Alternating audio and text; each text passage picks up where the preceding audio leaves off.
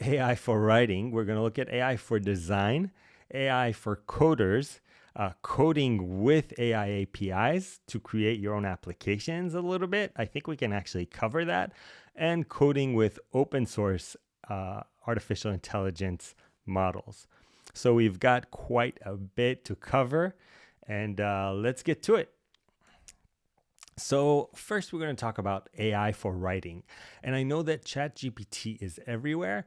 ChatGPT is great for creating large chunks of text. And we're going to look at what good prompts look like and recap what we did last week. A lot of times we do miss that there are a few tools out there that can help us refactor existing text. One tool that I like is Grammarly, and I also really like WordTune. This is not a sponsored video by WordTune. I do know some of the people that have trained and designed those large language models, and I know people from many places because I work with AI.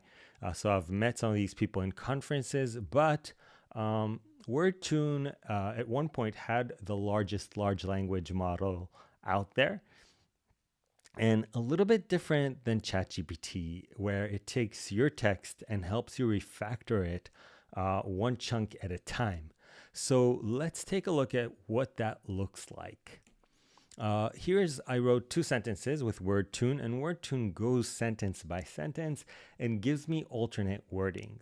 Now, I love using this personally, first of all, because it gives me fine-tuned control. A lot of times, other generative AI tools spew out a lot of information at you, and it's easy to miss those nuances that are wrong, those hallucinations. Here, since it's little by little, I feel like the human-in-the-loop design is much more well implemented in this situation. Also, a lot of times you have this writer's block that's because of the fact that you can't come up with the right wording. And for me, I just write what I can and I let it come up with a few different ideas. And many times it'll come up with good stuff. Writers use AI tools to refactor existing text. And in order to refactor existing text, writers use artificial intelligence tools. So you see, it's your intent boosted a little bit, which I really like. And you'll notice that there is a regular mode with the 3 stars, and you'll notice that there's also the casual one, that's like the sneaker shoe, and then you'll see that we have also the suitcase, which I'm assuming is more formal. So let's talk about ChatGPT. Generative Pre-trained Transformer, GPT, is one of those game-changing models. And it's been trained on so much information, the whole internet perhaps, and it also was refined for conversation. We talked about this last week, how if I trained a model using a lot of tests, it might answer, if you tell it, what's the capital of Washington? It might say, where is the White House? Because it might complete, it might have seen situations where you have different, one question followed by another. So here they took this model and they refined it. They had very smart people work tirelessly to make it better at correctly answering conversational interactions. So that's what makes ChatGPT unique when it comes to the GPT ecosystem. And it's extremely capable, but it's also capable of what we call hallucinations. And hallucinations, hello, Kaye. You guys can still hear me, correct? Oh, hello from Salzburg. I'm just waiting to hear from you guys that we're okay on sound. Okay, looks like we're good. So hallucinations are inaccuracies. And a lot of times we say that ChatGPT is 95% accurate, but 100% confident. So we think of it as telling us confidently these things that are almost always accurate. And this is something you really have to be careful with because the outputs are quite long and it's easy to miss those little bits and pieces. So, good to keep in mind, but there are a lot of things you can do. You can ask ChatGPT to ask you questions. So you can say, "I'm coming up with a campaign for a sneakers company. Ask me everything you need to know to help me come up with good copy." And it can actually elicit what information it needs to have the right context. This is often referred to as the Socratic method of prompting. So good prompts provide plenty of context. More context lessens the possibility of hallucinations for the most part. They're also concise. They don't provide unnecessary context. And having too much stuff and too much fluff will often make it so that the model works too hard and you get not as ideal results. Also, it can actually harm the results and produce those hallucinations. So just enough context and be specific. Ask for specific output. And here's an example of a prompt I like. We supply GPUs for on-premise servers. A shipment of 3 Tesla A100 GPUs is 2 weeks delayed. Write a semi-formal email informing of our clients of this. So we're asking for a semi-formal email, and that's very specific. What kind of results I want. Now, in another workshop we looked at having less details, and then since ChatGPT didn't have context, it actually came up with random things that we didn't intend to have in our apology email. Okay, data privacy. So there are some things you can do in the settings when it comes to data privacy, but if something is extremely sensitive, like passwords, like tokens, like sensitive customer data, whether it's social security numbers or bank accounts, all of this, it should not be in your prompts. Make sure you check that you never place these things into the prompts of ChatGPT.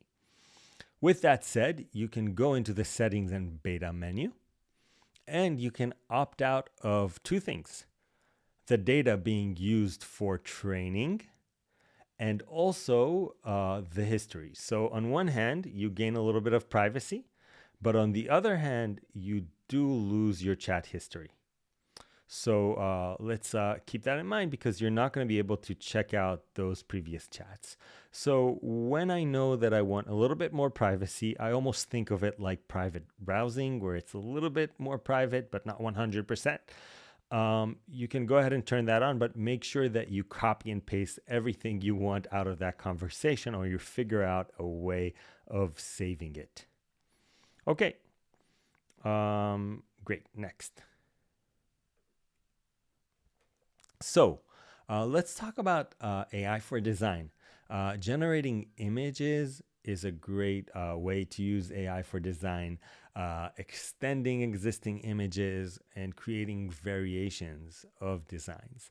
And when we talk about generating images, there's a rock star in the house, which is Midjourney.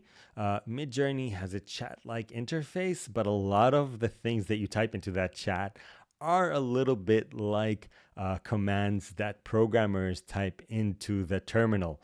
You'll have that dash and then some setting or configuration. And without knowing it, many people are actually getting really good at using the terminal, because this is terminal style commands and prompts. But it gives you fine-tuned control over settings. Next, the results are pretty great out of the box. Other tools, a lot of times you have to do multiple tries and iterations in order to get good results. I'll say that Midjourney, I won't say hands down, but it gives you pretty great stuff out of the box, even with less ideal prompts. And I'm sure this is up for controversy, and many people are going to differ with me, and that's okay. We're entitled to have to agree to disagree on these things. One thing is, stealth mode is very expensive. You can pay for monthly subscription and get more generations and easier access. You don't have to share the same resources with users, but you do end up sharing the images with other users. I think that in order to create private images, you have to pay an upwards of, I think, $60. And if you have clients paying you for this work, maybe it's worthwhile, but keep in mind that even when you're paying, the images are publicly available and you can check it out. That there's a URL where all of your generations are out for the world to check out.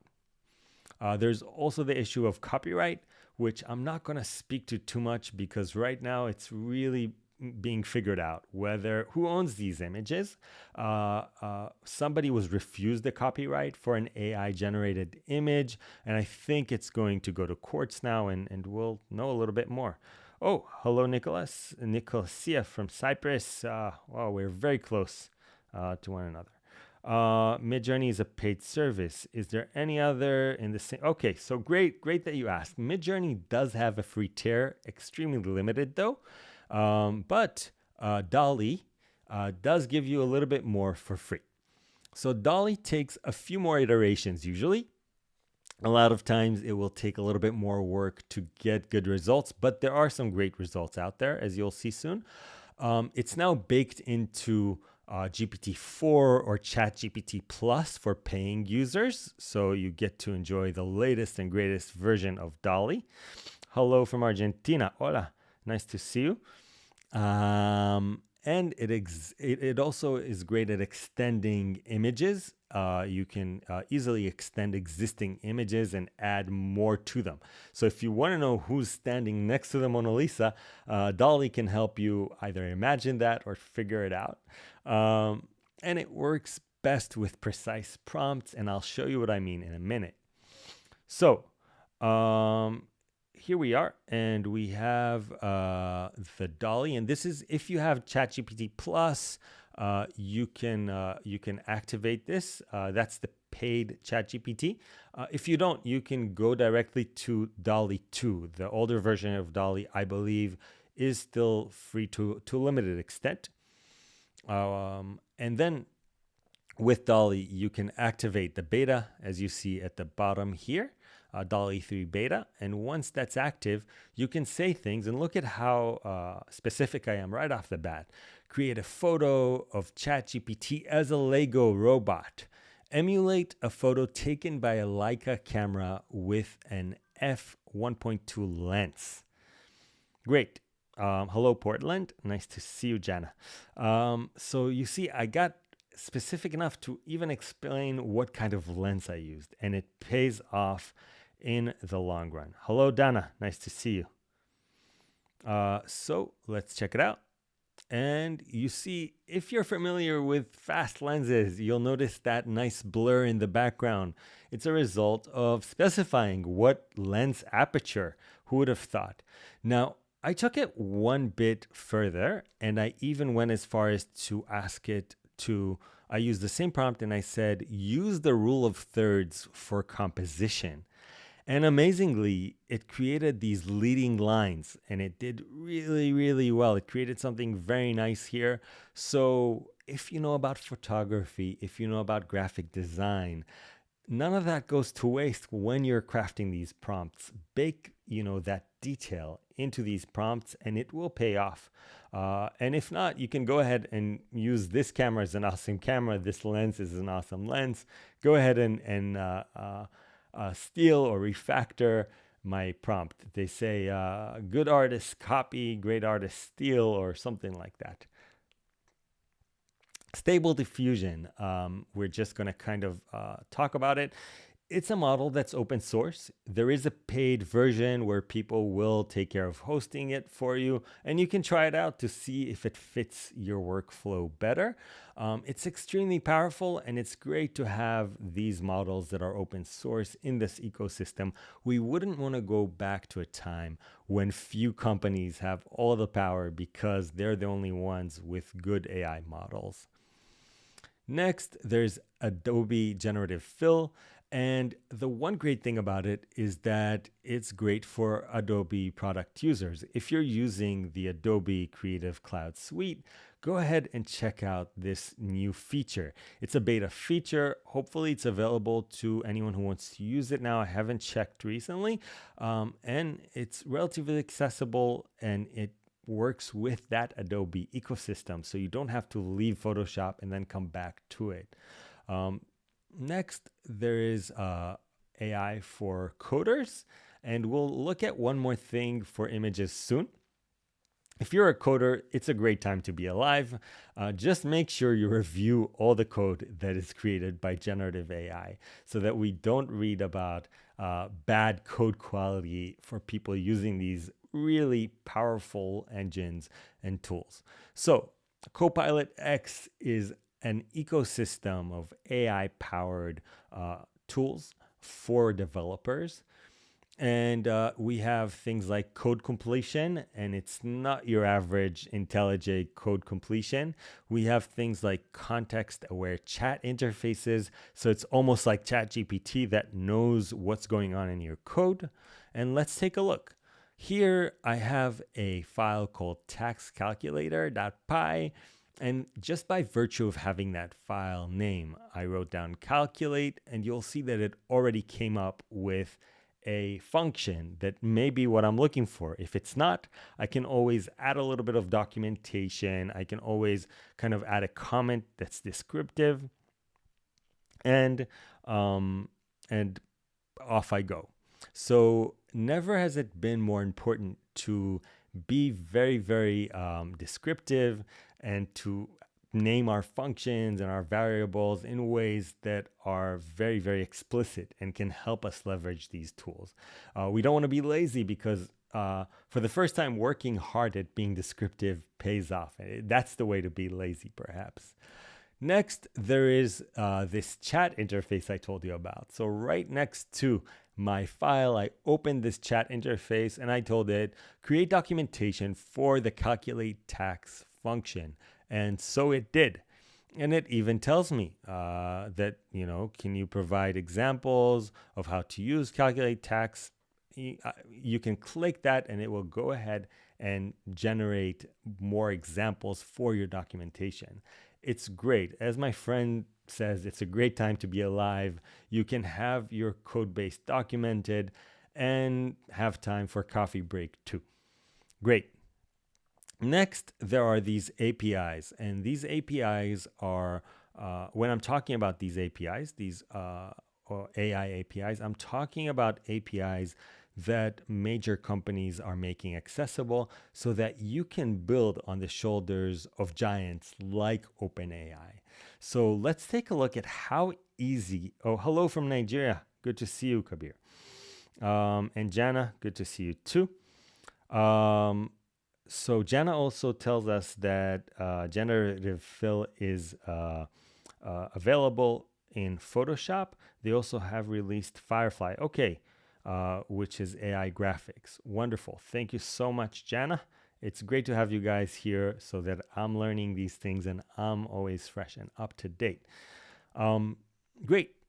So OpenAI API, it lets you wrap powerful APIs by OpenAI, and it supports fine-tuning. Fine-tuning means taking a relatively small data set of maybe 400 to 4,000 examples of prompts and completions. Guys, people, it sounds like a lot, but it's not so much. And you can take that and you can kind of fine tune and narrow what a model does. So if you know precisely the use case, whether it's grammar correction or creating summaries or writing code, if you have samples of what this AI does, you can create your own models on top of the GPT models. And they're a little bit more robust and secure. They will perform better. And a lot of times, smaller, fine-tuned models can do much better than huge, large models, saving you lots of money and time. So let's take a look at how we can use ChatGPT's API, and we're going to do that without fine-tuning. all we're going to do is a few shot approach. On the left, you'll see that I wrote a system message, and this is almost like setting the premise for who or what the context is for this language model to be doing in your application. So here, we're saying that the system message is you help programmers document functions. And I took that calculate tax function, and that's under the user message. And I gave an example of what I want the assistant to say when it gets a function like that. And it has that documentation. Now, it may seem difficult to get this into code, but it's not so much, because on the top right, you'll see that we have, hi Timothy, sorry. You'll see that we have view code. It's a button, and you click this button and boom, you have this great functional documentation. By the way, all of this is in a place called the playground in OpenAI's dashboard. And once I view that code, as long as I have that OpenAI API key that you see on line 4, and I set it as an environment variable, I can go ahead and plug this into my Python code, and there are other languages available as well. If you have an idea, it's a great time to have an AI application idea. Go ahead and run with it. And even if your Python skills are not that advanced, this is pretty much plug and play. So what about open source? Remember I said that it's important to have an ecosystem where open source projects exist and where we can leverage those, and that we don't have a sort of concentration of power in one big company or two big companies. Well, the great thing is that there is almost like a GitHub or a hub for everything AI, for data sets, for models, for anything that you need to build great AI applications with open source tools. And that's Hugging Face, which you should be checking out. Even if you're not technical, it's good to know of these things existing to keep yourself aware of the ecosystem. So Hugging Face is a great place to get this done. And just quick check, can you guys hear me well? Just give me a little signal in the comment section.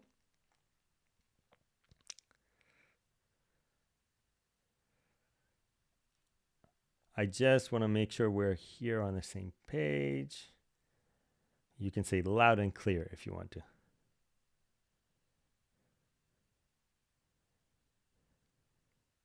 Okay, so I see a thumbs up and I take, yes, great. Thank you so much, Praveen. So Hugging Face is where, but you may be thinking, Ronnie, it's good that we have these models, but how are we going to use them? We don't have supercomputers at our disposal. And I'm here to say, yes, you do. Because Google Colab, and that's collab with one L, I'm sorry, there's a typo here, and AWS SageMaker are two tools that make it so easy to access some very heavy compute power for the price of maybe 2 or 3 lattes a month. Yes, that's right. If you skip on those 3 lattes a month and spend maybe $9 or $10, you can have access to very, very heavy compute power and run enormous and very powerful, capable models that are open source. I have a question from Jana. Hasn't Meta released an LLM code open source? Yes. You may find these LLMs in Hugging Face ready for you to use. I think you're referring to the Llama models, and those are extremely capable. Yes. Okay, so what does a Colab notebook look like? It looks like this, and it has these little cells where you can write code. Here I'm installing transformers agents. And by the way, you can go ahead and try this if you want. After this session, go ahead and check this out. And once I've installed this, and it may take a little bit, here I have an example, which is from the Hugging Face documentation. Excellent documentation, by the way, where I import transformers from, I import load tool from transformers. And I use load tool for the image generation tool. So it's the text to image tool. This is one of many ways to create an image. And then I say that my image is an image generator where the prompt is a realistic unicorn in HD. And this is 3 lines of code. Okay, 5 lines if you consider these spaces. That's ridiculous. You don't have to know so much. And after a little while, you get this wonderful unicorn that you've created without OpenAI and without Midjourney, which is pretty remarkable, and the possibilities are endless. One more thing to know about this is that you can go ahead and select runtime and go to change runtime and choose different runtimes with high RAM or T4 GPU or TPU. These open up to the paid customers. I do believe that there are some options that are available for you even on the free tier, and you may be able to run pretty powerful stuff with the free tier. So definitely check out Google Colab. It's a wonderful time to learn how to code because there is so much exciting stuff that you can do. So with that, are there any questions? And I will try to go ahead and grab the links for our courses that are free. Feel free to ask, and I'll go ahead and grab these links so that we can include them.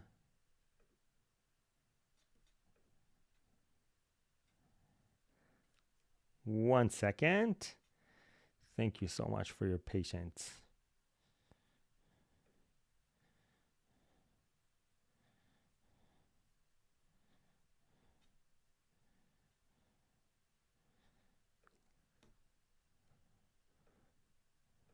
Great. 1 minute. I found our links and I'm back. And I just posted these links. Are there any questions now?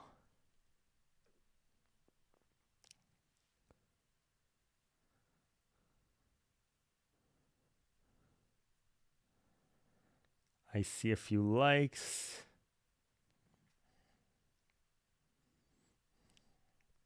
Oh, so Richard is telling us that I haven't mentioned Leonardo AI or Playground AI. Is that because they're based on Stable Diffusion? No, actually, there are a lot of these do lead to similar foundation models, if you will, or base tools.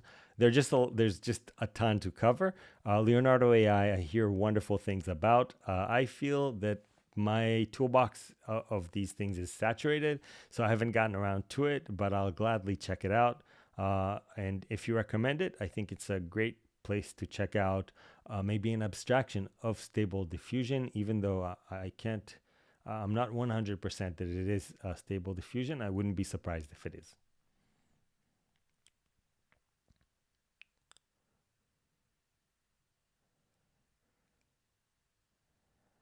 Are there other questions?